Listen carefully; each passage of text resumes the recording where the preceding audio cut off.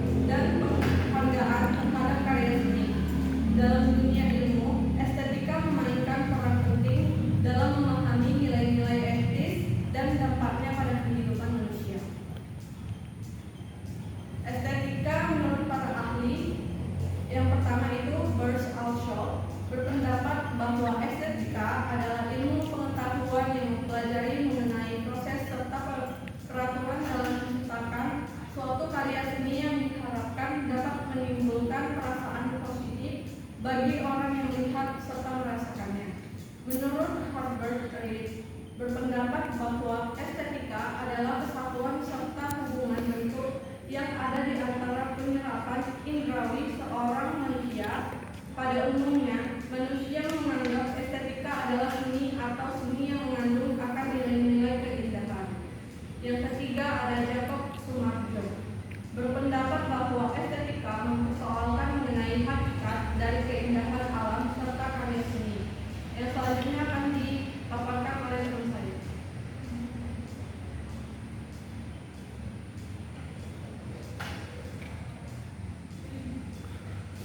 Baiklah, terima kasih kepada teman saya pertama. Selanjutnya perkembangan estetika.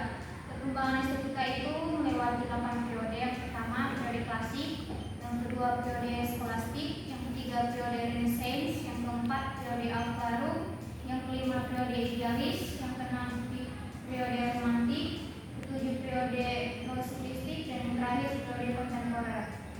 Prinsip dan konsep estetika. Prinsip estetika bahwa keindahan mengandung ekspresi imajinatif dan sensus mengenai kesatuan dalam kehidupan.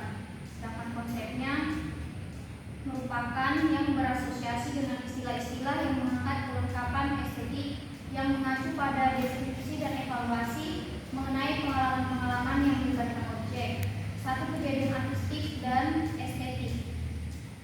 Selanjutnya kita ke manfaat estetika. Manfaat estetika itu sangat banyak, tetapi kami hanya merangkum 3 manfaat saja. Yang pertama, memperoleh pengertian mengenai keindahan dan kesenian secara khusus, karena estetika atau keindahan ini sangat dekat dengan yang namanya kesenian. Selanjutnya, mengatur diri sendiri untuk disiplin dan berpikir secara sistematis. Yang terakhir, memperdalam keterkaitan tentang kesenian dengan tata kehidupan. Kritik atas definisi keindahan. Pertama, relativitas. Definisi keindahan bersifat relatif, artinya nyata, dipengaruhi oleh budaya, waktu, dan konteks yang terus berubah. Jadi seiring berkembangnya budaya, waktu, dan konteks, seni dari estetik dan keindahan itu juga ikut berubah. Selanjutnya, subjektivitas ekstrim. Tidak ada standar tunggal untuk keindahan, menunjukkan adanya kontroversi dan perbedaan pendapat. Yang ketiga, menyebabkan kelelahan konsep. Keindahan yang terlalu abstrak atau ketidakadaan intelektual mempersulit pemahaman universal. Selanjutnya, peran estetika dalam kehidupan manusia. Peran estetika dalam kehidupan manusia ini konsepnya sangat banyak. Kami merangkum 3 bagian. Yang pertama yaitu kenikmatan inspirasi. Estetika memberikan kenikmatan dan inspirasi melalui karya seni, musik, dan alam. Yang kedua, pengembangan kepribadian. Pelajaran estetika mengembangkan pemahaman diri, memperkaya pengalaman hidup, dan rasa keterlibatan dengan dunia. Yang ketiga, pengaruh budaya. Estetika memainkan peran dalam mempengaruhi mode, perilaku, dan perasaan dalam masyarakat. Jadi di tengah-tengah kehidupan masyarakat ini, estetika adalah setengah dari kehidupan masyarakat, karena estetika ini berperan penting di setiap kehidupan masyarakat. Selanjutnya akan dibacakan oleh teman saya, Setiap Tari. Selanjutnya ada tantangan dan masalah dalam estetika saat ini. Yang tantangan ini kami rangkum menjadi 4. Yang pertama adalah globalisasi. Globalisasi ini adalah pengaruh budaya yang semakin luas, dapat mengaburkan batasan dan mempengaruhi nilai-nilai estetis. Yang kedua ada komersialisasi seni. Komersialisasi seni ini menyebabkan penurunan nilai estetis dan fokus lebih pada aspek komersial. Yang ketiga ada interaksi digital. Evolusi teknologi dalam menciptakan tantangan baru dalam menganalisis dan menghargai keindahan dalam dunia digital. Yang keempat ada penghargaan atas keindahan. Tren skeptisisme dan kurangnya penghargaan terhadap keindahan dapat menghambat perkembangan estetika. Kemudian ada kesimpulan. Kesimpulan dalam estetika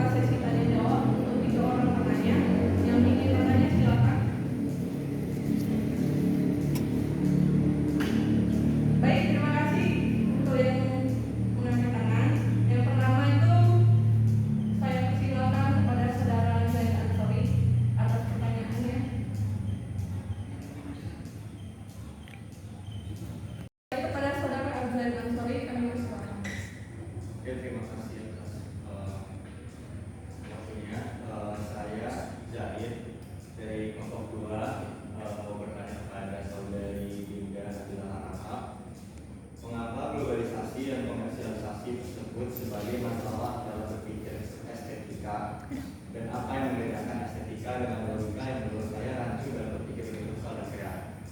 Baik, terima kasih atas pertanyaan.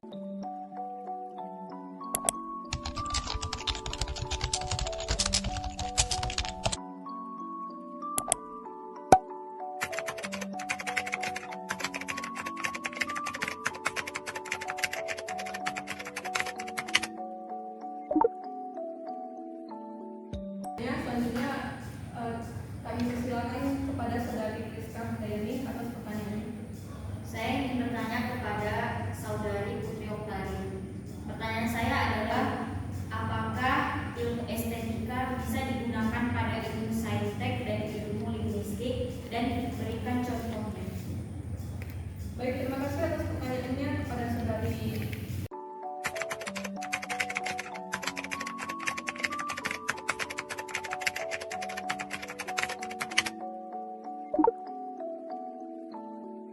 Priska Handayani. Selanjutnya kami persilakan kepada saudari Aisyah atas pertanyaannya.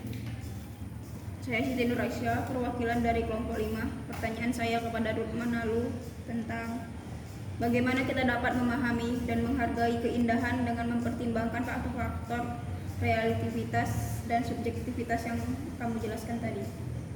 Baik, terima kasih kepada saudari Aisyah atas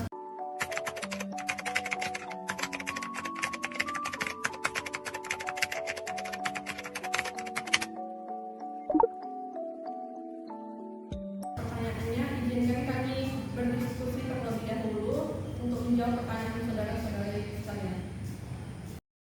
A few moments later.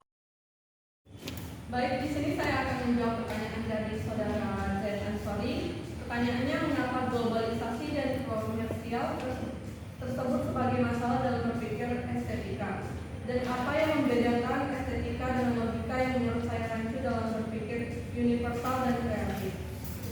Dampak dari globalisasi tidak hanya dampak positifnya, tetapi ada juga dampak negatifnya, seperti dampak globalisasi sikap individualistik, gaya hidup kebarat-baratan, serta kesenjangan sosial. Seperti yang kita ketahui, estetika sendiri adalah pengalaman atas keindahan. Perbedaan antara estetika dengan logika adalah logika lebih mengacu pada pemikiran seseorang mengenai estetika, sedangkan estetika adalah keindahan suatu objek. Jadi kalau misalnya logika itu dia kajiannya lebih luas, terus karena dia berpikir secara logika, itu pemikiran dalam diri sendiri yang dikeluarkan. Apakah jawabannya dapat diterima? Ya, terima kasih. Baik, selanjutnya akan dijawab oleh teman saya. Saya akan menjawab pertanyaan dari saudara Priska, yaitu di mana pertanyaannya adalah, apakah bisa ilmu estetika bisa digunakan pada ilmu saintek dan ilmu linguistik, dan berikan contohnya? Jawabannya bisa, karena dalam kehidupan sehari-hari kita secara tidak sadar maupun tidak sering menggunakan estetika dalam saintek dan linguistik. Contohnya saja pada ilmu matematika, ini terdapat teka-teki. Dalam teka-teki matematika ini terdapat unsur yang menarik. Unsur yang menarik tersebut tentunya adalah unsur-unsur yang mengandung nilai keindahan. Di manakah letak keindahannya? Kita kan sering bertanya-tanya seperti itu. Nilai keindahannya itu terletak pada bahasanya yang rumit, menggunakan kata-kata yang sulit untuk dipahami maksudnya, selalu menggunakan angka, tetapi bisa menggunakan kata-kata. Kita tahu bahwa teka-teki matematika juga dituliskan dengan kata-kata. Oleh sebab itu, nilai keindahan dalam teka-teki matematika tersebut adalah terletak pada keindahan kata-kata, atau hal ini kita bisa melihat keindahan kata-teki tersebut merupakan bagian dari estetika tersebut. Maksudnya itu bagaimana teka-teki yang bagaimana? Apakah dia menurun atau datar, atau teka-teki yang bagaimana? Yang saya jelaskan ini teka-teki yang misalnya berupa angka, atau bisa juga teka-teki yang berupa bahasa, namun sulit untuk dipahami. Jadi kalau pada bagian matematika itu bagaimana letaknya dan estetikanya itu di mana? Seperti itu. Misalnya dalam